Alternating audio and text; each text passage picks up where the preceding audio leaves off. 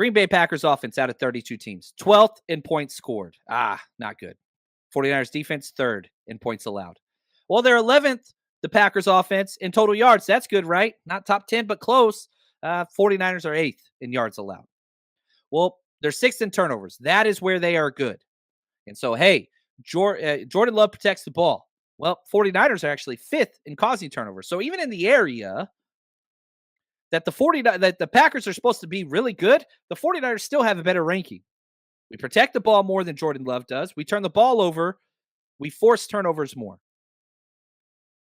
It's 10th in interceptions. That's great. They've only thrown 11 all year. Well, the 49ers are the first team in the NFL in causing interceptions. We forced 22, double. Now, one of my bets that I was going to do was Jordan Love throwing an interception, but it's so likely the payout odds are terrible. You have to bet 10 to win like $3 because they fully expect Jordan Love to throw an interception this game. Man, we can keep going. All right. They're 11th in first downs. That's great. 12th in passing yards. That's good. 3rd in passing touchdowns. Wonderful. They're going to have to throw a lot. That's what they are good at. We're 8th in passing touchdowns allowed. They have the advantage there. And outside of that, like their 22nd in rush attempts, we're first fewest. So we're the best. They're 22nd in rush attempts. They're 15th in rush yards. We're 3rd best against that. There's just not a lot of areas for them to have an advantage. Now, the one area that they do have a huge advantage, their biggest, is 3rd downs. They're 5th best offense in the NFL on 3rd down conversions. We're the 24th defense. So that might be it, right? Convert on 3rd downs. They need to have like 70% conversion rate on 3rd downs. Those are the ranks. I'm not making them up. Those are the numbers. Now, let's hear from Steve Wilks. I love Steve Wilks. Talking about this Packers offense and Jordan Love and how their job is to defend them. Well, I think the number one thing is we have to try to stop this run, to try to make it one-dimensional. When they're very effective running the ball, I think it just opens up the play action. And that's where you see, him being extremely effective in taking his shots down the field, and finding an open receiver. So that's number one. And then again, we just got to try to mix things up on him a little bit, to give him something to think about and figure out where he needs to go with the ball. You stop the run, you figure those things out, and you make them be a one-dimensional team. You look at Aaron Jones, and he's been great. I think he's got 4 straight games over 110 rush yards. But again, look at the teams he's played, right? Like, those are the things that context matters. You played the Panthers. You played the Vikings. Vikings have a good defense. Bears, not a good defense. Dallas Cowboys, not a good defense. 49ers, great defense. Let's get back to the strengths, the positives of the Packers and kind of what it is that they do well and all that different stuff. Now, Aaron Jones is awesome. But it all starts with Love. Let's just be very, very honest. Love has to have a great game to win this game. That's it, right? Back to the question. How can the Packers win?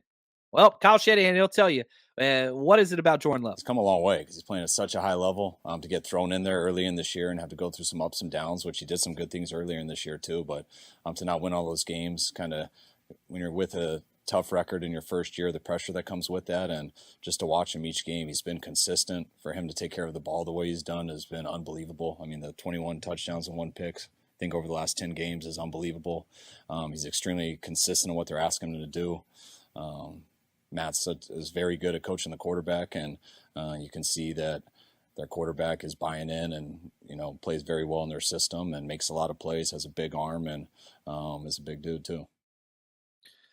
He's prototypical. There's a reason why he's a first-round pick. There's a reason why. He's got all the, you build a Madden character, it's going to look like Jordan Love. He's big, strong, fast, rocket arm, all those things, athleticism, check, check, check, check, check. Took a long time for him to get to where he was, from where he was to where he is, but he's playing great ball now. PFF has him ranked as the 11th best quarterback in the NFL. I won't tell you who's number 1, but that's okay. We'll get to that a little bit later. But he's good. Struggles against zone. We'll talk about that a little bit later.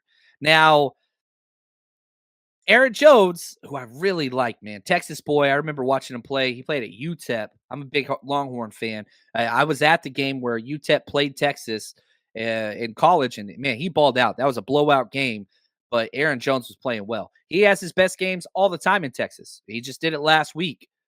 He's not playing in Texas this week. He's playing in California. It's a little bit different, but he is talented. Is he as good as CMC? No, never will be, but he's pretty damn good. I have no problem with anybody saying he's the top 5 back in the NFL. No issues. He's a dual threat type guy. They split him out wide and run routes with him, very similar to what we do at CMC. Here's Wilkes talking about their number 1 running back. How good is he? He's real good. He runs behind his pass. I mean, he can run in between the tackles. He can really jump set and get the ball to the perimeter defense, and that's a point of emphasis, each and every week, but particularly this week as well. We got to do a great job setting edges, and I think again, running behind his pass, he does a hell of a job in really making the first guy miss, after contact. So we got to do a great job with 11 guys swarming and getting to the ball. That's going to be a huge effort. And thankfully, the 49ers are rested. They should be good to go. Now, other offensive weapons that I really like, Zach Tom, their right tackle. He's great in pass protection. Very, very good pass protection. Not great in the run game. Dontavian Wicks, fun wide receiver. Jaden Reed. I do not like. Jaden Reed scares me probably more than anybody just because of the matchup in our scheme.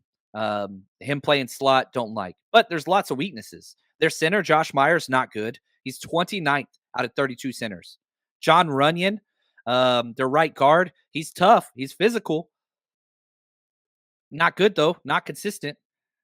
Elton Jenkins, I like, but he hasn't been great this year. And Rasheed Walker, their left tackle, is terrible. The tape that I watch, if you want to go watch that on the 49ersrush.com or our Patreon channel, not great effort. It's not great.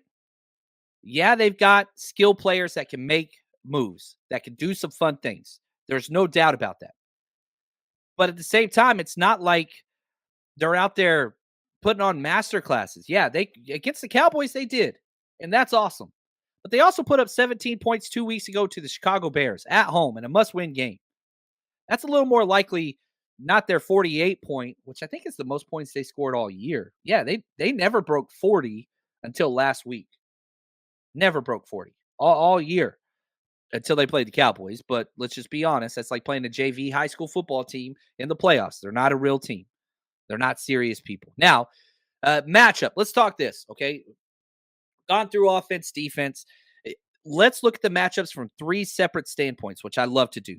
Which matchup favors the Packers the most? Which one favors the 49ers the most? And which one is just the best blue chip on blue chip? Okay, so when the 49ers are on defense, I just talked about Jaden Reed. Their best matchup, in my opinion, schematically, personnel-wise, play call-wise, whatever, Jaden Reed in the slot versus anybody. Probably going to be Diamador Lenore. Sometimes it might be one of our safeties. Sometimes we move Charvarius Ward into the slot, whatever. You can manipulate things with motions, whatever. Jaden Reed versus anybody in the slot I don't like. Now, Jaden Reed didn't have one catch last week against the Cowboys.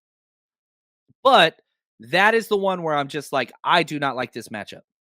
Don't like it at all. Best matchup for the 49ers when they're on defense. Nick Bosa versus the right tackle Walker. Tom is great. Left tackle Walker. Tom is on the right side.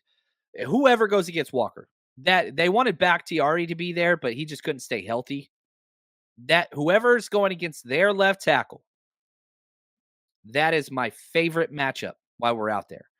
Blue chip, I'm going Dre Greenlaw versus Aaron Jones.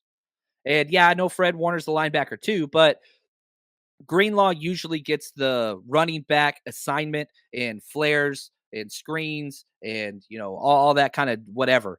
He usually is more responsible for the running back than Fred is. Fred's responsible for dropping and, the Packers offense does a lot of 3-by-1 bunch sets, which means 3 eligibles. A lot of times it's a tray where you have 2 wide receivers and a tight end, but they'll do 3 wide receivers split out to the same side as well. 3-by-1 sets are what's when the history of the 2020s is written, it's going to be about 3-by-1 sets. Everybody, that's the fad in the NFL because you can dictate coverage to the backside and you force the linebacker into deep coverage usually. Well, the good news is Fred Warner's the best linebacker in the history of the NFL at this. He's number 1. You could argue there's some other guys that you could put in the category. I've talked about this in the past, but none are better than Fred Warner. Some might be as good as Fred Warner, but coverage-wise, I'm taking Fred Warner over anybody. He's the new installment of what linebackers will look like for the next 20 years. Just like Willis was back in the day, Fred Warner's the new prototype. That's what it is. Upgrade.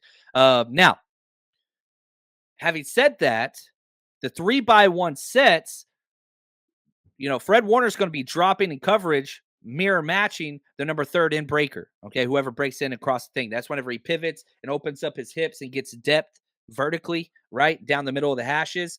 Greenlaw will be matched up with Aaron Jones. That's the matchup. Aaron Jones, Dre Greenlaw.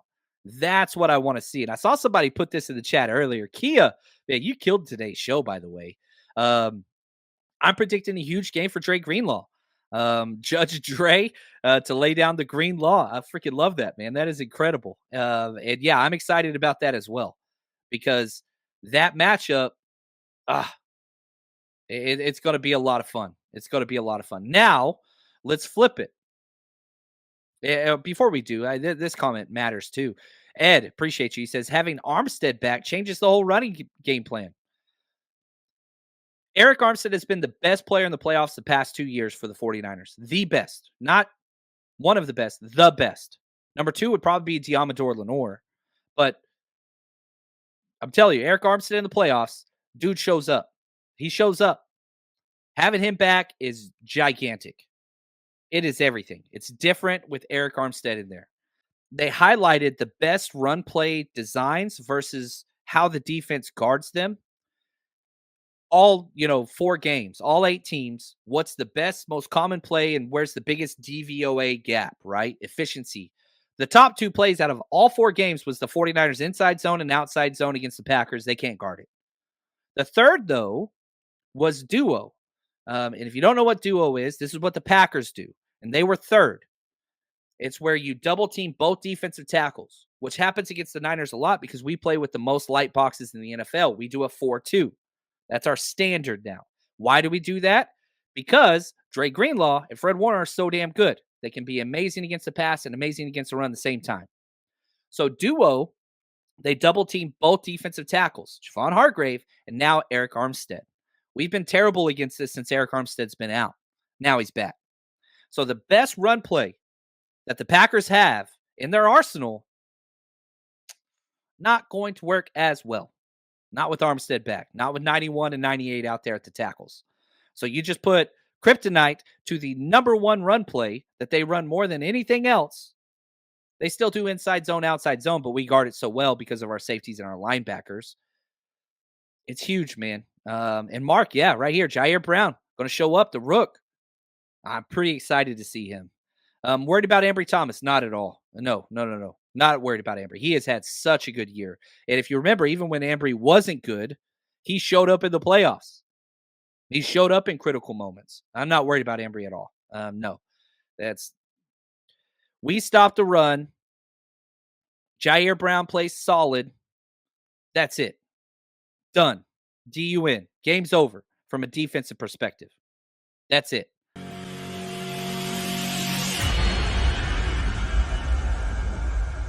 Time for the 49ers Rush Podcast.